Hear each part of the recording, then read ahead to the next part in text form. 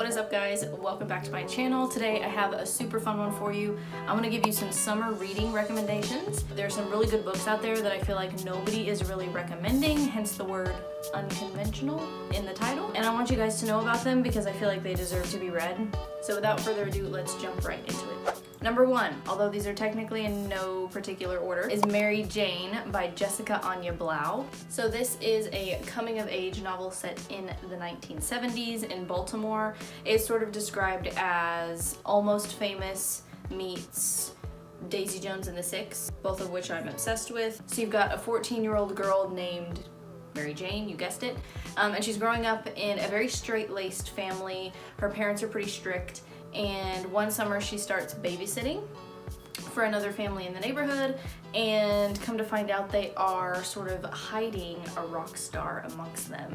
So he's trying to kind of lay low. He's staying in the burbs thinking, you know, he's not going to be recognized, but she does. She recognizes him, and it basically opens up her world, and it makes her realize different things and question things for the first time. I feel like we all have moments in our lives where we sort of realize, oh, this is the way my parents are like telling me how to do something, or teaching me how to do something, or telling me this is how, like, the way the world is. But then here's this other perspective, and it's really eye-opening, and it makes your, you know, it kind of changes your perspective on the world. So that's what this book kind of chronicles, is her summer sort of discovering herself. Like I said, it's a coming of age, so highly recommend it. It's super cute, but it's also very real.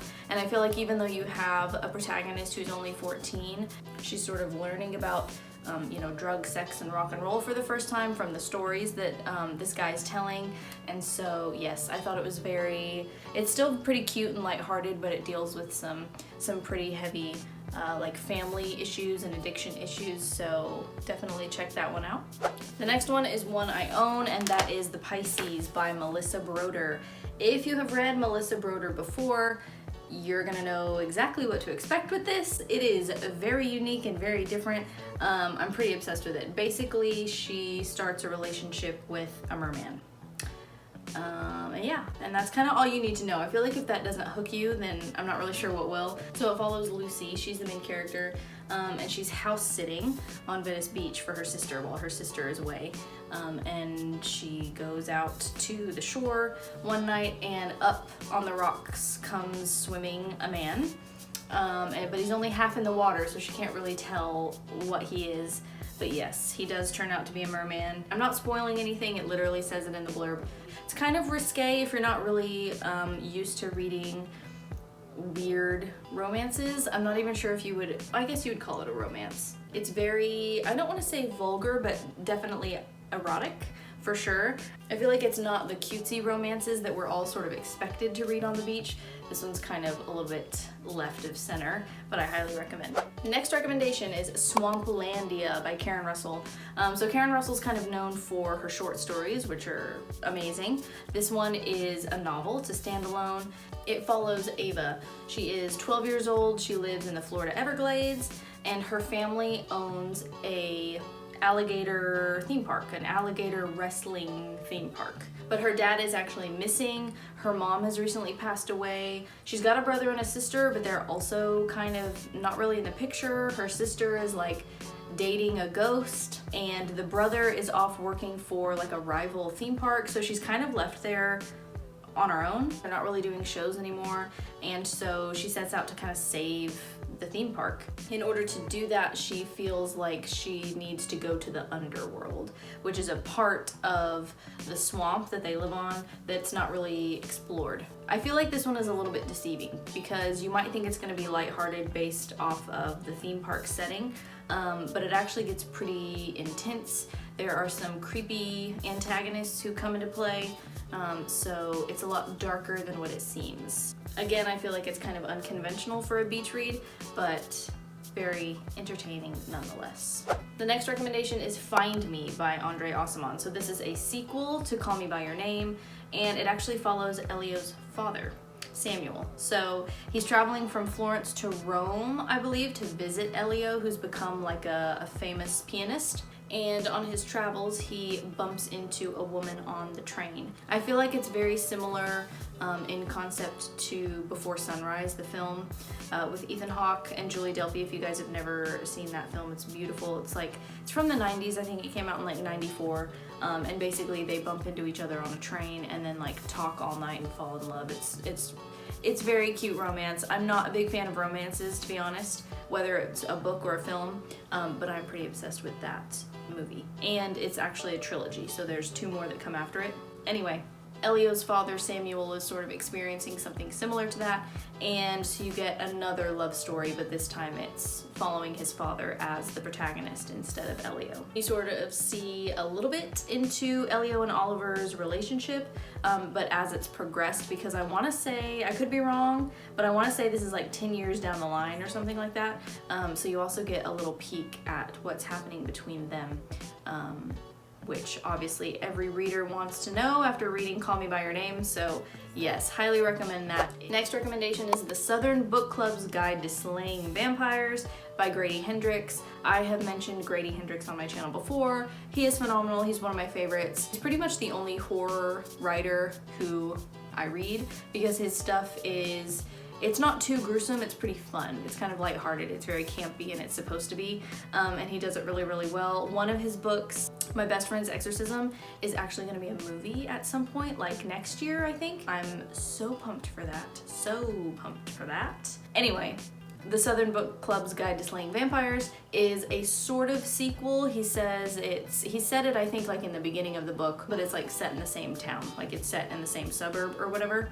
But this one follows a book club, but we're following middle-aged women, and yeah, it's the suburbs. Nothing crazy really ever happens in the burbs, right? Until a vampire moves in next door.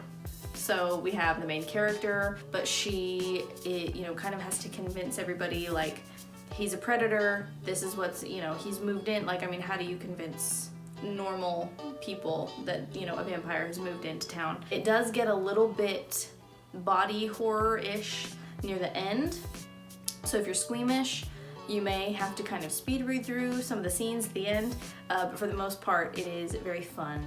Maybe one that I reread this Halloween. I feel like it's a good mix of horror, but still kind of keeping it lighthearted. My next recommendation is Bear by Marian Engel. This one has been out for a while. This one came out in the 1970s. And I want to say at the time it was like one of the most controversial Canadian novels at the time because it follows a woman and a sexual relationship that she starts with, you guessed it, a bear. The main character is a librarian. I forget what her name is because it's been a while since I've read it, but she is brought to a house kind of isolated out.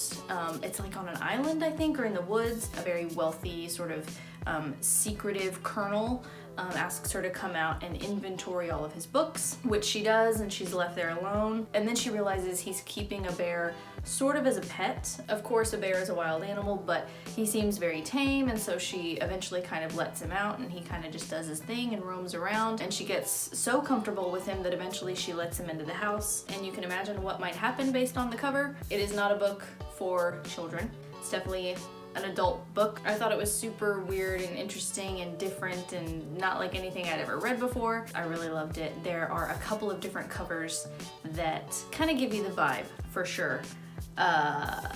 Yeah. It also is very, very short. I remember it was super thin, so you could probably get through it honestly in one sitting. I know it sounds weird, but I highly recommend it. Next is another one I own, and I just finished it here recently. I have a whole vlog about it when I was in Florida. This is what I read on the beach.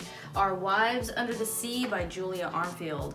I also mentioned it in my mid-year freakout tag, so some of you might be sick of me talking about it, but it really deserves to be mentioned. This follows 2 wives, Miri and Leah. Leah has just come back from a deep sea mission, and during that deep sea mission, all of the communication system went dark, and she and 2 other crewmates were stuck in a submersible 7 miles under the sea for months. Things got a little crazy, and Leah has now surfaced, and she's back at home with Miri, and everything seems fine at first, and then things kind of start going wrong. Leah wants to stay in the bathtub all the time. She's drinking salt water, and things start to happen to her body that are not normal. It is very, very good. It was definitely a page turner. I was stealing away every minute I could to read this. It's actually a debut, which is really impressive. Florence Welch from Florence and the Machine actually blurbed it. She said it moves fluidly between horror story and love story, the gorgeous and the grotesque.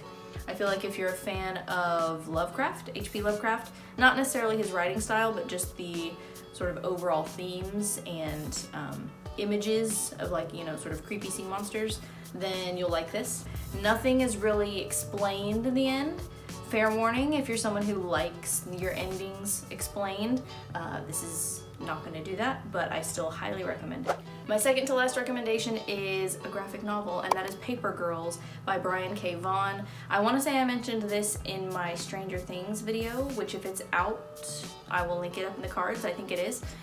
Because this is essentially like an all-girls Stranger Things. That's what it feels like. It takes place in the 80s.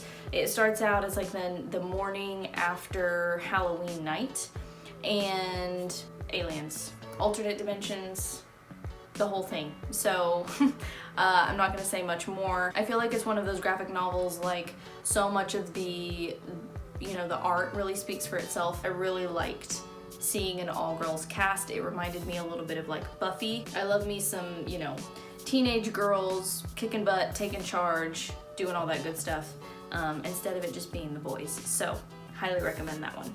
And then my last recommendation, I'm going to end the video with a middle grade novel. So this would technically be a book that is recommended for kids aged like 8 to 12 or 9 to 12, something like that. It's Some Kind of Happiness by Claire Legrand. So this one follows Finley Hart. She's a middle schooler who is sent to her grandparents' house for the summer.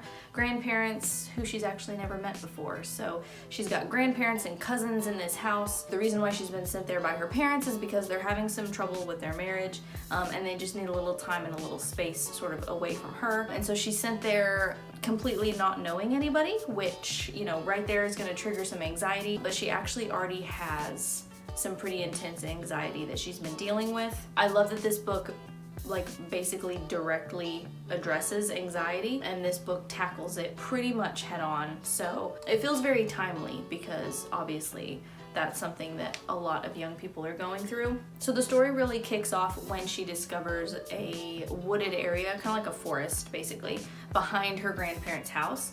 And it seems familiar because she's written about it in her journal. So she calls it the Everwood, and it's this sort of mystical forest land that she's created from her imagination.